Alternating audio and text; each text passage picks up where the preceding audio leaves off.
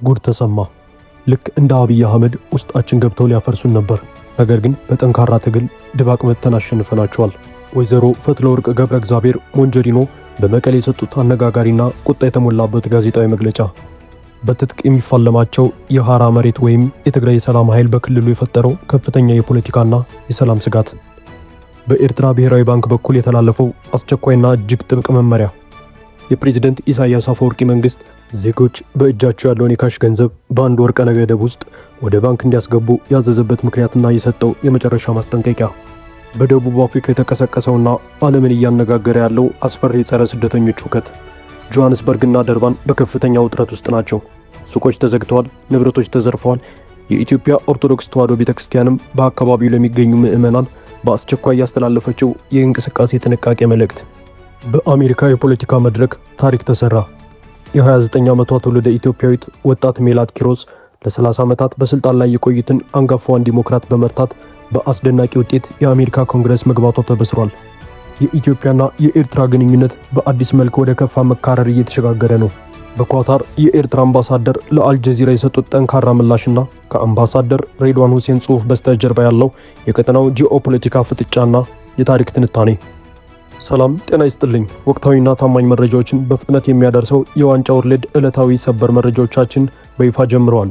ቪዲዮ ለብዙዎች እንዲደርስ ላይክ በማድረግ እንዲሁም አዲስ ከሆናችሁ ደግሞ ሰብስክራይብ በማድረግ የደውል ምልክቷን ማብራታችሁን እንዳትረሱ እያሳሰብን ቀጥታ ወደ ዝርዝር መረጃዎቹ እንሸጋገራለን። በትግራይ ክልል የፖለቲካ ውጥረት አዲስ ምዕራፍ ላይ ደርሷል። ከህወሓት ከፍተኛና ቁልፍ አመራሮች መካከል አንዷ የሆኑት የድርጅቱ ስራ አስፈጻሚና የጽህፈት ቤት ኃላፊያ ወይዘሮ ፈትለወርቅ ገብረ እግዚአብሔር በቅጽል ስማቸው ሞንጆሪኖ በመባል የሚታወቁት በትናንትናው ዕለት በመቀሌ ከተማ ሰፋ ያለ ጋዜጣዊ መግለጫ ሰጥተዋል።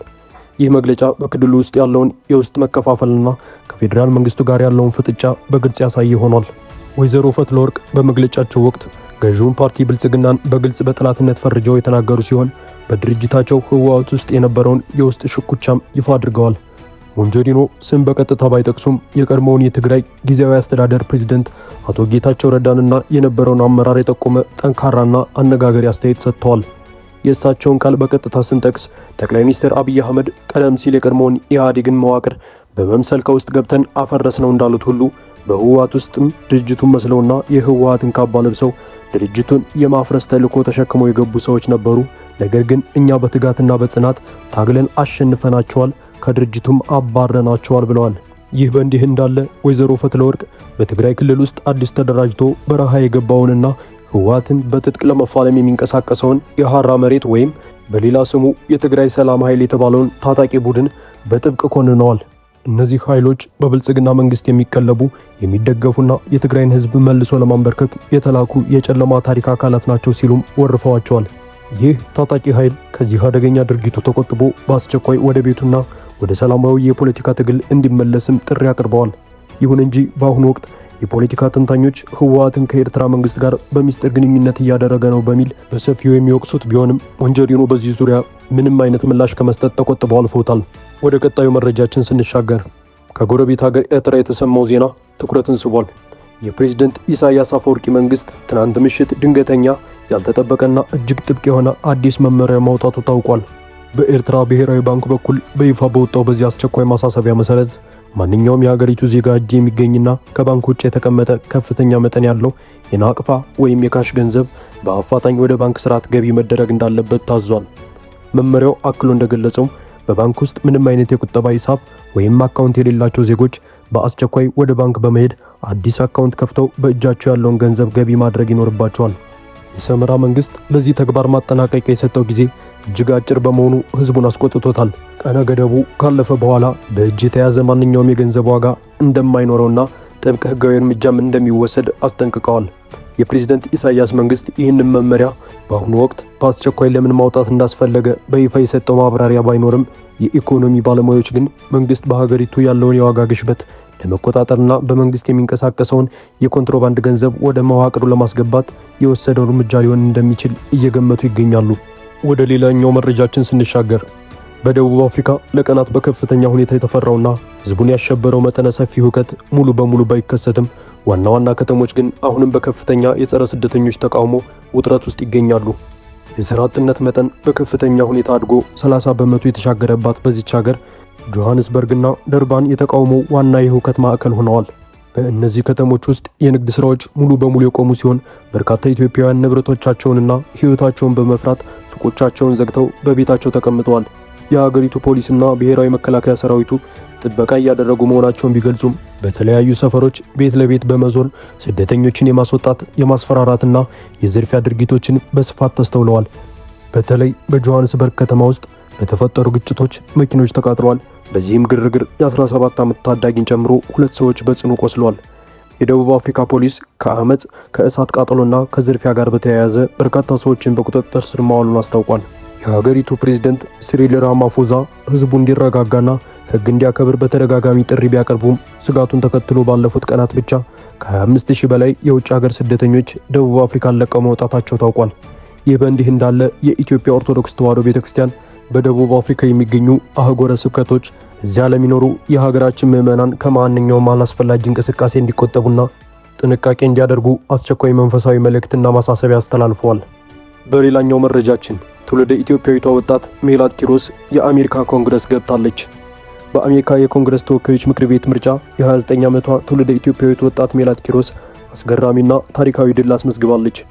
በኮሎራዶ ግዛት ውስጥ ለ15 ተከታታይ ዙሮች ማለትም ለአውሮፓውያኑ ለ30 ዓመታት ያህል በኮንግረስ ተመራጭ በመሆን በጠንካራነት የሚታወቁትን የ68 ዓመቷን አንጋፋ ተፎካካሪ ዳይና ዲጌትን በ6 በመቶ ድምፅ ብልጫ በመርታት ሜላት ኪሮስ አዲሷ የኮንግረስ አባል ለመሆን በቅታለች።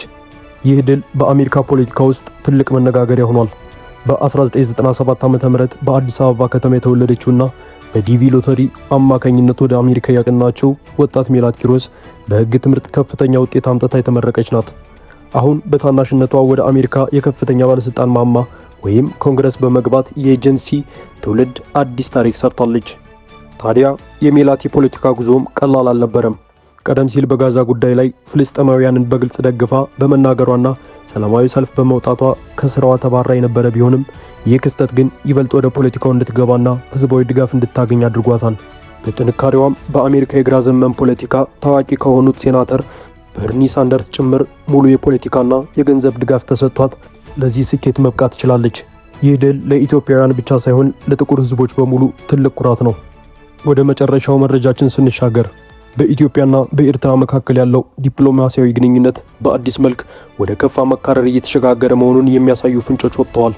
በኳታር የኤርትራ አምባሳደር አሊ መሐመድ በዓለም አቀፉ የአልጀዚራ ሚዲያ ላይ ባሰሙት ሰፊ ጽሑፍ ሀገራቸው ኤርትራ በኢትዮጵያ የውስጥ ጉዳይ ላይ በምንም መልኩ ጣልቃ እንደማትገባ ገልጸው ነገር ግን በአሁኑ ወቅት ለምስራቅ አፍሪካ ወይም ለቀጠናው አለመረጋጋትና ውጥረት ዋናው ተጠያቂው የኢትዮጵያ ገዢ ፓርቲና መንግስት ነው ማለታቸው አዲስ የፖለቲካ ውጥረት ቀስቅሷል።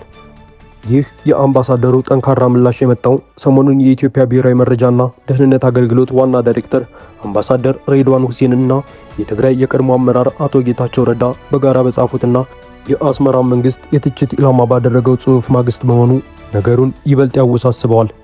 ዓለም አቀፍ የፖለቲካ ተንታኞች በተለይም ታዋቂው ተንታኝ አንድሪው ኮሪብኮ እንደገለጸው በፌዴራል መንግስቱና በህወሓት መካከል የተፈረመው የፕሪቶሪያው የሰላም ስምምነት የአስመራ መንግስት በከፍተኛ ስጋት ውስጥ የከተተ ክስተት ነበር። በመሆኑም ኤርትራ አሁን ላይ ይህንን የሰላም ስምምነት ለማዳከም በሀገር ውስጥ ያሉትን የፋኖ ታጣቂዎችንና የተናደዱ የተለያዩ የህወሓት የውስጥ ክንፎችን በማሰባሰብ በስተጀርባም በግብጽ የገንዘብና የዲፕሎማሲ ድጋፍ ጭምር በመታገዝ በኢትዮጵያ ላይ ከፍተኛ ፖለቲካዊ፣ ኢኮኖሚያዊና ወታደራዊ ጫና ለመፍጠር በስፋት እየተንቀሳቀሰች ነው ሲሉ ይከራከራሉ። ይህ ሁኔታ በቀጠናው ላይ አዲስ የጦርነት ደመና ሊያጠላ ይችላል የሚል ከፍተኛ ስጋትንም ፈጥሯል። ውድ የዋንጫ ወርልድ ቤተሰቦች ለዛሬ ያዘጋጅናቸው መረጃዎች እነዚህ ነበሩ። ስለሰማችኋቸው ጉዳዮች ያላችሁን ሀሳብ ከታች በኮሜንት እንድታጋሩን እያሳሰብን ቪዲዮውን ላይክ እና ሼር በማድረግ ለሌሎች እንዲደርስ እንድታግዙን እናሳስባለን። በቀጣይ በአዳዲስ መረጃዎች እስክንገናኝ ድረስ ሰላም ቆዩልን።